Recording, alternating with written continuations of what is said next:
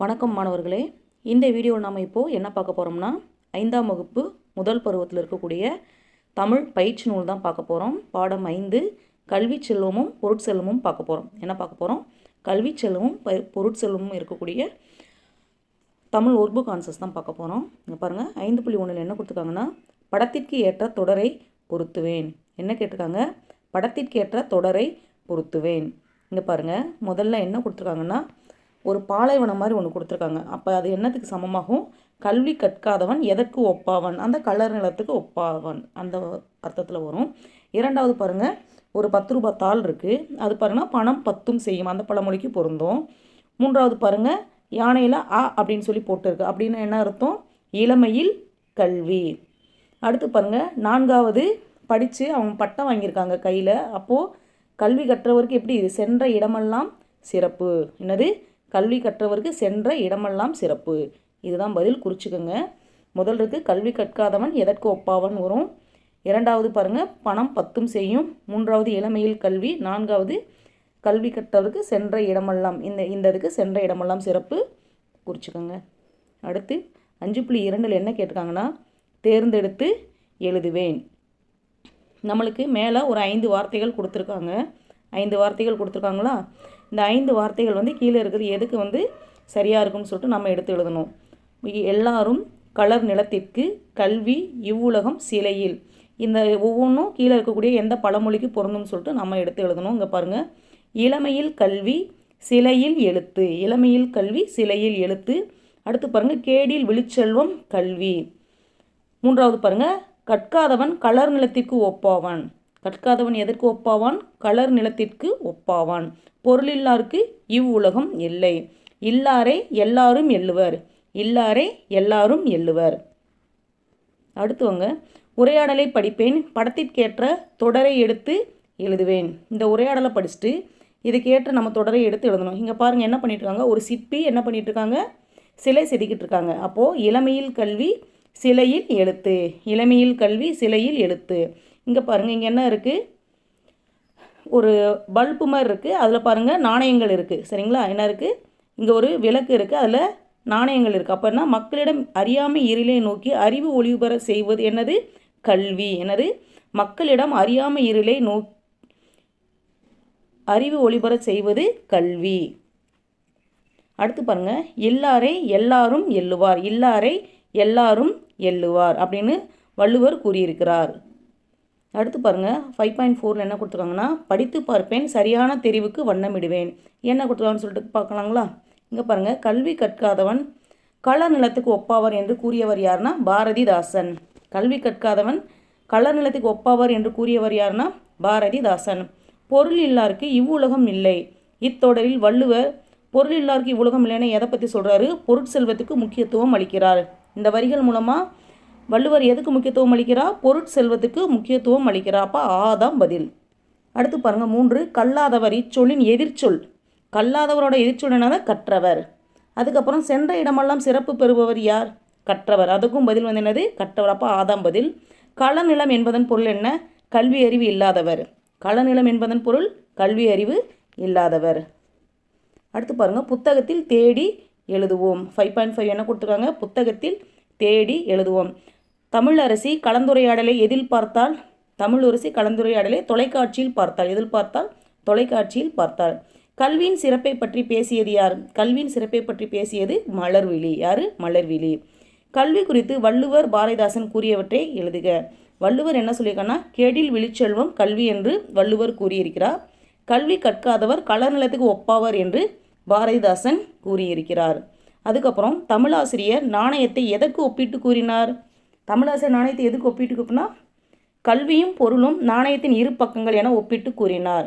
எப்படி நாணயத்தில் 2 பக்கங்கள் இருக்குதோ அதே மாதிரி நம்மளோட வாழ்க்கைக்கு கல்வியும் பொருளும் முக்கியம் அப்படின்னு சொல்லிட்டு ஆசிரியர் கூறினார். அதுதான் இந்த இடத்துல வரும். கல்வியும் பொருளும் நாணயத்தின் இரு பக்கங்கள் என ஒப்பிட்டு கூறினார். அடுத்தது என்ன பார்க்க போகிறோம்? படிப்பேன், பிழை திரித்து எழுதுவேன்.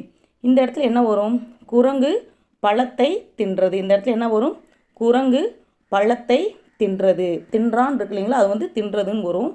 அடுத்து பாருங்கள், சிறுவர்கள் பள்ளியில் விளையாடினால்.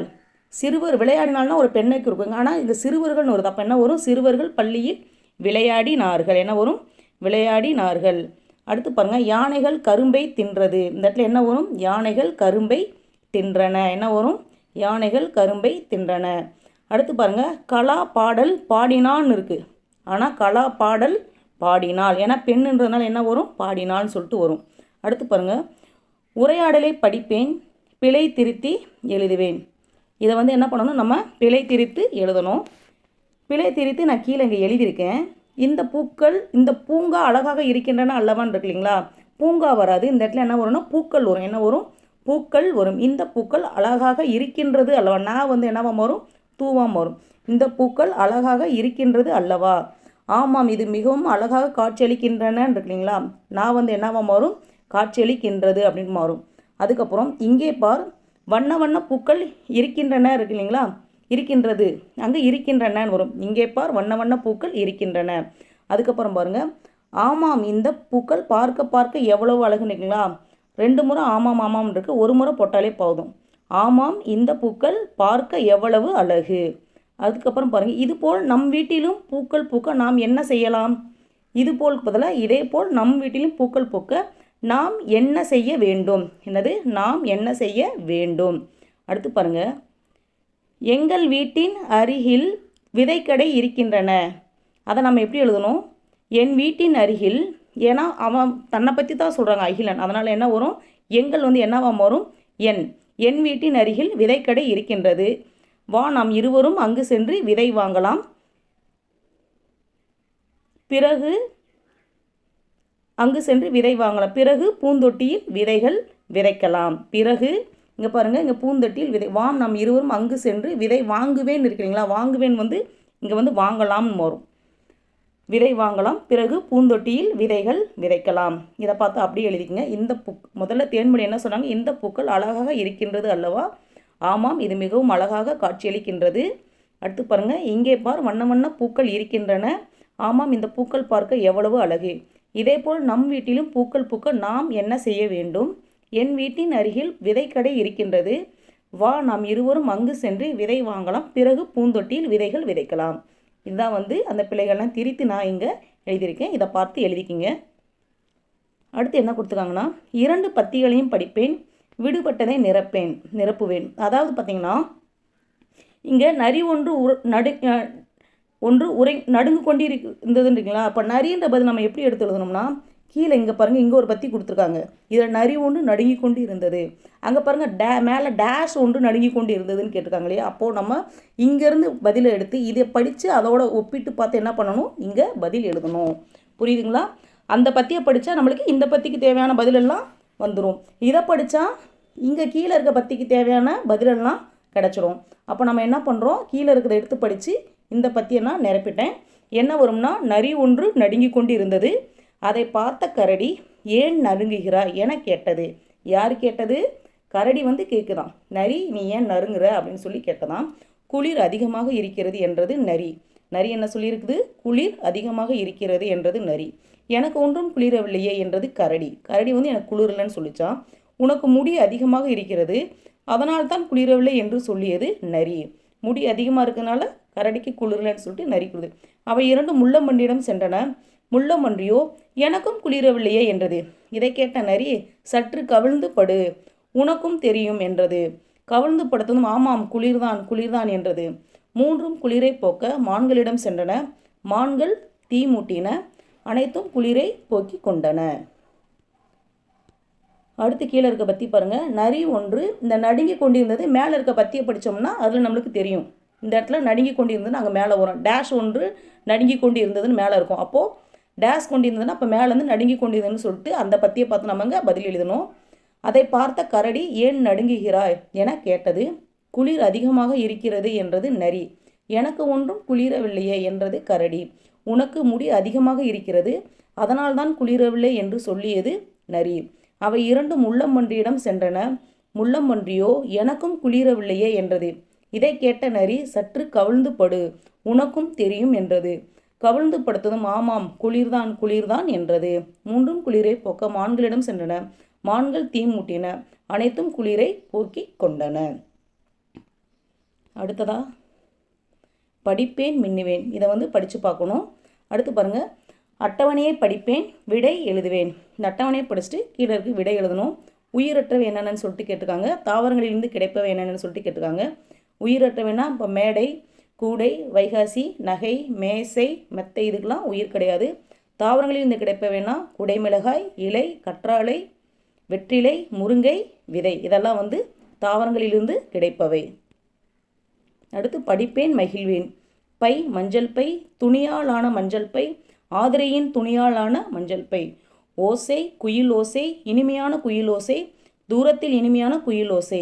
மெத்தை பஞ்சு மெத்தை, வண்ண பஞ்சு மெத்தை, தலையணையுடன் வண்ண பஞ்சு மெத்தை. வெண்டைக்காய் விளைந்த வெண்டைக்காய், நன்கு விளைந்த வெண்டைக்காய், வயலில் நன்கு விளைந்த வெண்டைக்காய். படிப்பேன் சிறகடிப்பேன். அட அழகிய கனவு, அழகழகான வண்ணங்கள்.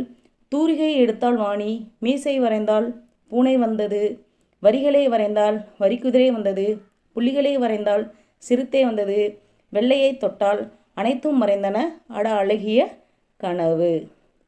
அடுத்து விரைவாக படிப்பேன், படித்த நேரத்தை குறிப்பேன். இது என்ன பண்ணணும், படித்து காட்டணும்.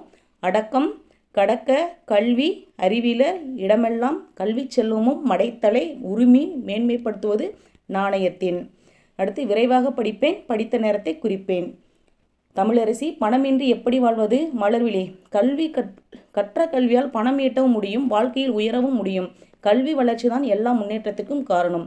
தமிழரசி புதுமைகளை கண்டறியவும் பணம் தேவைப்படும் அல்லவா? ஆம், ஆனால் கல்வியால் அறிவு வளர்கிறது, நன்மை தீமைகளை பகுத்தறிய முடிகிறது, நல்வழியில் வாழ முடிகிறது. கல்வி தமிழரசி கல்வி இன்றியமையாததான், ஆனால் பொருட்செலவும் அவசியம் என்பதை நீ ஒப்புக்கொள்கிறாயா?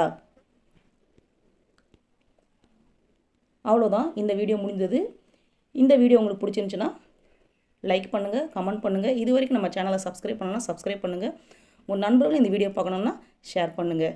நன்றி, வணக்கம்.